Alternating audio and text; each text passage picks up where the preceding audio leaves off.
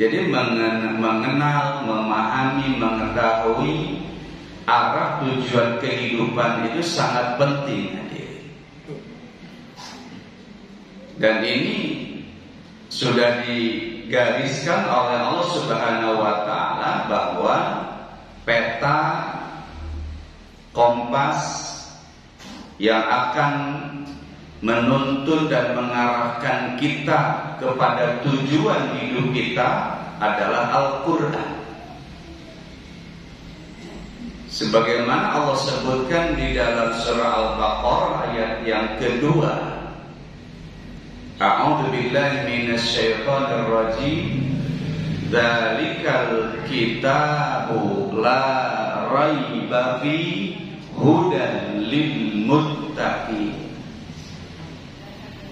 Al-Quran yang diturunkan oleh Allah Subhanahu wa Ta'ala kepada baginda Rasulullah Sallallahu Alaihi Wasallam, yang di dalamnya adalah kebenaran, la raiba fi, yang kebenarannya itu tidak diragukan, terjamin,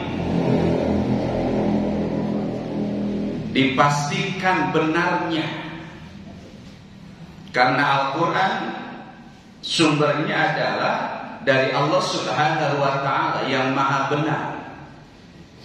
Berbeda dengan kalam manusia, ucapan manusia. Kalau kita menerima berita dari seseorang, itu bisa benar, bisa salah hadirin. Kita boleh percaya, boleh tidak. Apabila sesuai dengan fakta, data, realita, maka kita boleh percaya. Tapi kalau tidak, ya tidak usah dipercaya, kan begitu. Berbeda dengan apa yang ada di dalam Al-Quran yang bersumber dari Allah yang maha benar, maka kepercayaannya itu mutlak. Kepercayaannya tidak bisa ditawar-menawar. Tidak boleh kita, jangankan tidak mengakui, meragukan sedikit saja tidak boleh. Nah, ini bedanya antara kalam Allah dengan kalam manusia. Kalau saya berpendapat misalkan tentang sesuatu, bisa diterima, bisa tidak, karena pendapat saya. Tapi kalau sudah Al-Quran mengatakan A, B, C, Rasul sudah menyebutkan 1, 2, 3, 4 dan seterusnya, maka kita wajib percaya.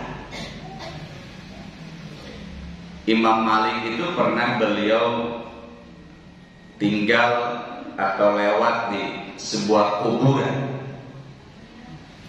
Kemudian dia mengatakan, kulluna raddun wa mardudun illa sahiba hadzal qabri, kata Imam Malik. Hadirin tahu nggak Imam Malik tinggalnya di mana? Imam Malik tinggalnya di mana? Di Madinah. Imam Malik itu ulama Madinah, gurunya Imam Asy-Syafi'i. Guru besar di Madinah itu Imam Malik. Di antara karya terbesarnya adalah kitab Al-Muwatta. Al-Muwatta Imam Malik. Itu bisa dihafal sekitar 7 hari perjalanan dari Makkah ke Madinah oleh muridnya Imam Asy-Syafi'i. Jadi ketika Imam Syafi'i itu ingin berguru ke Imam Malik karena di Makkah sudah tidak ada lagi ulama, maka kemudian disarankan untuk pindah ke Madinah mencari ilmu, dan di sana ada Imam Malik. Maka selama di perjalanan beliau menghafal, membaca kitab karya Imam Malik Al-Muwatta dan hafal. Jadi ketika sudah bertemu dengan gurunya itu sudah hafal itu. Bukunya sudah di luar kepala. Nah, Imam Malik itu pernah berkata, kulluna raddun wa mardudun. Setiap kita pendapatnya bisa diterima atau bisa ditolak. Illa sahiba hadzal qabri, kata Imam Malik, kecuali pendapat ini nih yang ada di kuburan ini. Siapa itu? Rasulullah sallallahu alaihi wasallam. Kan Rasul dikuburkan di mana dia? Di Madinah. Itu seorang ulama besar, Imam Malik, yang keilmuannya luar biasa, hafal Quran, hafal ribuan hadis. Dia mengatakan kita ini bisa diterima, bisa ditolak pendapatnya, kecuali Rasulullah SAW, kecuali perkataan Rasulullah SAW itu setingkat sekelas Imam Malik, apalagi pendapat saya. Begitu, ya. Nah, kebetulan rahimahumullah. Jadi Al-Quran, kata Allah Subhanahu wa ta'ala, itu sebagai peta, sebagai kompas yang akan mengantarkan kita ke tempat tujuan kita. Apa tujuan kita? Allah Subhanahu wa ta'ala. Apa tujuan kita? Kampung akhirat. Apa tujuan kita? Surga. Kan kita ingin ke surga semuanya, ingin bertemu dengan Allah Subhanahu wa ta'ala. Nah, kompasnya itu hadirin, kalau istilah sekarang itu Google Map-nya,